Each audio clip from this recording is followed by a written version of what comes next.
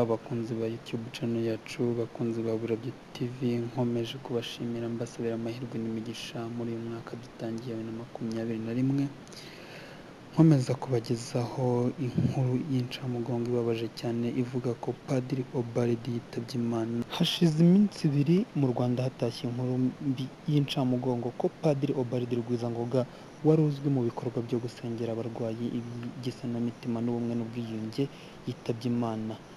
Yashenguye benshi cyane, abari maze iminsi mike biboneye amashusho ye abwira ko ari koroherwa kandi yiteguye kuza kwifatanya nabo kwamamaza ubutumwa bwiza. Inkuru y'urupfu rwa Padiri Ubald yemerekanye mu gitondo cyo kuwa 8 Mutarama 2021 ivuga yuko Padiri Ubald yitabye Imana kandi mboneraho kwifashisha Radio Rwanda muri bimwe meje kugarukaho cyane muri aya masaha nuko Padiri Rugwizangoga Ubald wamenyekanye cyane mu bikorwa by'isanamitima n'ibindi byiganjemo ibyo gusengera abarwayi bagakira ndetse n'ibijyanye n'ubwiyunge yitabye Imana mu rukera rwo kuri uyu wa gatanu. Akaba yaramaze iminsi arembeye muri Leta Zunze Ubumwe za Amerika. Amakuru y'urupfu rwe yanemejwe n'umusenyeri Celestin Hakizimana, umushumba wa Diocese Gatolika ya Gikongoro, akaba n'umuyobozi wa Diocese ya Cyangugu. Akaba yanabwiye RBA ko Rugwizangoga ngo ajya gupfa yavuze ko yazashyingurwa mu Rwanda. Amaze rero imyaka irenga 30 yarihaye Imana. Kuri ubu yari umupadiri muri Diocese ya Cyangugu, ariko agakunda no kuba ari mu bindi bice by'igihugu, ategerejwe n'abantu benshi kugira ngo basengere. Mu mwaka wa 2015 Padiri Ubald yagizwe umurinzi w'igihango kubera uruhare yagize mu gutangiza gahunda y'ubumwe n'ubwiyunge muri paruwasi ya Mushaka. Ikaba yaranabyaye imbuto nyinshi mu baturage ndetse inarenga imbibigera no mu zindi paruwasi. Ntabwo hatangajwe cyamuhitanye, gusa yaramaze igihe arwaye COVID-19. Mu kwezi kwa 10 k'umwaka ushize nibwo binyuze ku Facebook Ubald yatangaje ko yanduye icyorezo cya coronavirus, ndetse mu ntangiriro z'uyu mwaka akaba yanagaragaye afite mu izuru umugozi umufasha guhumeka, bisobanura ko yarakirembye kubera uburwayi afite. Nk'uko mubyumva, ayo namwe mu makuru yaciyeho mu kanya kuri Radio Rwanda. Padiri Ubald Rugwizangoga nta gushidikanya yamaze kwitaba Imana. Reka mbagezeho andi makuru menshi yatugezeho, ndetse niba ari ukomeye cyane yatugezeho ivuga ku bijyanye n'urupfu rwa Padiri Ubald Rugwizangoga. Akaba ari ibaruwa yanditswe na Musenyeri Celestin Hakizimana, umushumba wa Diocese Gatolika ya Gikongoro, ndetse akaba n'umuyobozi wa Diocese ya Cyangugu. Reka mbanze mbagezeho ibaruwa ubundi nkomeze mbagezaho amwe mu makuru akomeye cyane avuga kuri Padiri Ubald Rugwizangoga, ndetse nuko yasize avuga ko agomba gushyingurwa mu Rwanda, dore ko ariko yabyifuzaga. Itangazo rikaba ryanditswe uyu munsi tariki ya 8 2021. Nyiricyubahiro Musenyeri Celestin Hakizimana, umushumba wa Diocese Gatolika ya Gikongoro, akaba n'umuyobozi wa Diocese ya Cyangugu, hamwe n'umuryango wa Padiri Ubald Rugwizangoga, bababajwe no kumenyesha nyiricyubahiro Karidinali, abepiskopi, abapadiri, abihaye Imana, abakristo ba Diocese ya Cyangugu, inshuti n'abavandimwe ko Padiri Ubald Rugwizangoga wari umaze iminsi arwariye muri Leta Zunze Ubumwe za Amerika yitabye Imana mu rukerera rwo kuri uyu wa gatanu tariki ya 8 z'ukwa mbere 2021 muri Leta Zunze Ubumwe za Amerika. Ibijyanye n'imihango yo kumushyingura tuzabibamenyesha muri indi tangazo. Imana imuhe iruhuko ridashira kandi imwiyereke iteka. Bikorewe Cyangugu kwa 8 Mutarama 2021. Ni itangazo ryashyizweho umukono na Celestin Hakizimana, umushumba wa Diocese Gatolika ya Gikongoro, akaba n'umuyobozi wa Diocese ya Cyangugu. Reka mbagezeho andi makuru menshi cyane yakomeje kugenda tugeraho ku rupfu rwa Padiri Ubald, ndetse n'ukuri kose ku rupfu rwe. Padiri Ubald Rugwizangoga wamamaye mu Rwanda mu bikorwa bitandukanye by'isanamutima, ubumwe n'ubwiyunge n'ibyo gusengera abarwayi bagakira indwara zitandukanye zirimo sida, kanseri n'izindi. Yitabye Imana mu masaha ya saa 5 z'ijoro zo muri Leta Zunze Ubumwe za Amerika, aho yari arwariye. Inkuru y'urupfu rwe yatangajwe mu itangazo ryashyizweho umukono na nyiricyubahiro Musenyeri Hakizimana Celestin umushumba mukuru wa Diyosezi Gatolika ya Gikongoro, ryasohotse kuri uyu wa gatanu tariki ya 8 Mutarama 2021. Rivuga ko Padiri Ubald Rugirangoga wari umaze iminsi arwariye muri Leta Zunze Ubumwe za Amerika yitabye Imana mu rukera rwo kuri uyu wa gatanu tariki ya 8 Mutarama 2021 muri Leta Zunze Ubumwe za Amerika. Rikavuga ko kandi ibijyanye n'imihango yo kumushyingura tuzabibamenyesha muri indi tangazo. Mu kiganiro yagiranye na RB, Musenyeri Hakizimana yavuze ko Padiri Ubald Rugirangoga mbere y'uko yitaba Imana yari yavuze ko ashaka kuzashyingurwa mu Rwanda. Musenyeri Hakizimana ati yavuze ko ashaka gushyingurwa mu Rwanda. Ubutumwa bwacicikanye ku rubuga rwa WhatsApp mu gitondo cyo kuri uyu wa gatanu bugira buti tubabajwe no kubamenyesha ko umuvandimwe wacu n'umubyeyi wacu Padiri Ubald atakiri muri ubu buzima bwo ku isi. Imana yihaye kandi yakoreye byimazeyo yamuhamagaye ngo ayisange mu ijuru.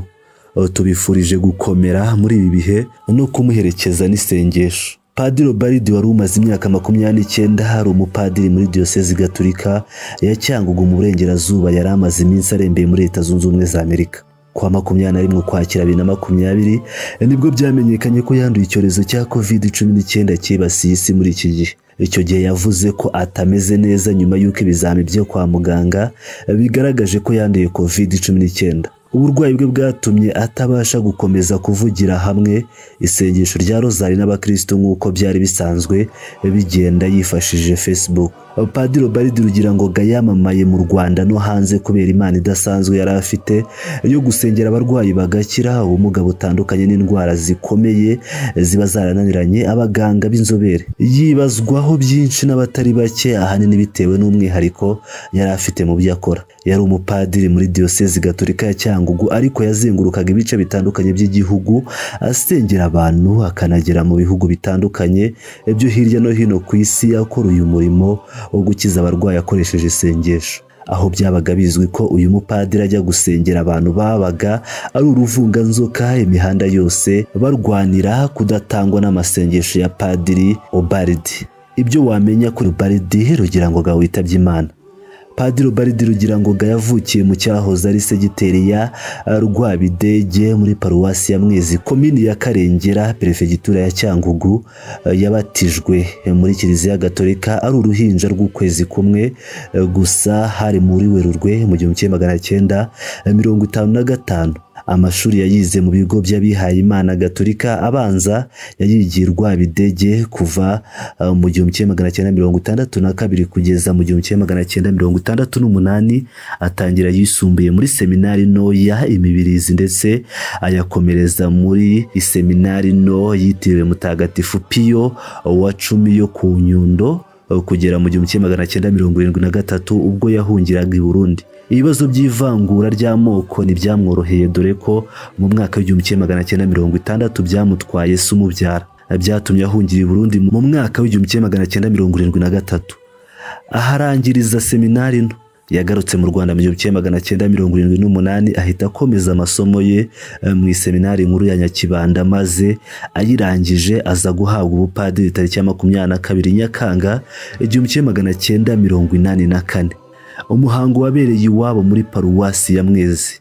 Ese yishwe mbere ya Jenoside yakorewe Abatutsi mu 1994 azizwe ubwoko bwe, ndetse icyo gihe nibwo Padiri Ubald nawe yaje guhunga nyuma yo gutotezwa azira ubwoko, ariko akaza kugaruka mu Rwanda nyuma yo kumva ijwi ry'Imana rimusaba kuza kwigisha urukundo Abanyarwanda.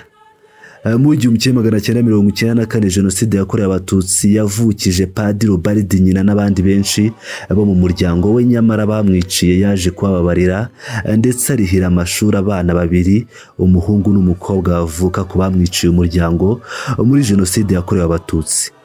Padiri Ubald yavugaga ko gutanga imbabazi ari kimwe mu bintu bikomeye yakoze mu buzima bwe, kuko byamufashije kubona amahoro yo mu mutima, kandi ko icyaha ari gatozi ku buryo ntawe ukwiye guhora undi icyaha umubyeyi cyangwa umuvandimwe yakoze, cyangwa ngo abe yamurebera muri iyo shusho. Yashinze icyo yise Sinodi ya Gacaca Nkirisitu. nyuma yo gutanga urugero agatera intambwe yo kubabarira abamwiciye umuryango muri jenoside yakorewe abatutsi, Padiri Ubald yabaye umukangurambaga w'ubumwe n'ubwiyunge muri diyosezi ya Cyangugu, yigisha abantu kubabarirana no kongera kubana nubwo bitari byoroshye. Ni umwe mu bantu bagize uruhare rugaragara mu gucengeza mu banyarwanda ubumwe n'ubwiyunge na Ndi Umunyarwanda. Uretse kwigisha abakirisitu muri Kiliziya Gatolika, Padiri Ubald yanajyaga muri gereza zitandukanye akajya kwigisha abakoze ibyaha kwihana bagasaba imbabazi, hanyuma agahindukira akajya gusaba abiciwe kubabarira ababahemukiye. Uko niko Padiri Ubald yashinze icyo yise Sinodi na Gacaca Nkirisitu, aho kwirega no gusabana imbabazi byatojwe abaturage bo muri paruwasi ya Mushaka no muri diyosezi ya Cyangugu muri rusange. Padiri Ubald yari amaze iminsi arembeye muri Amerika, none birangiye yitabye Imana. Iyi nkuru ikaba yabaje abantu benshi, nanjye ndimo. Ngira ngo murabyumva rero neza ko hari inkuru ibabaje cyane nakomeje kugenda mbakurikiranira, ndakomeza ngende mbakurikiranira iyi nkuru yose uko yakabaye, buri kimwe cyose kiragenda kiba kuri iyi nkuru, ndagenda nyibagezaho 5 kuri 5.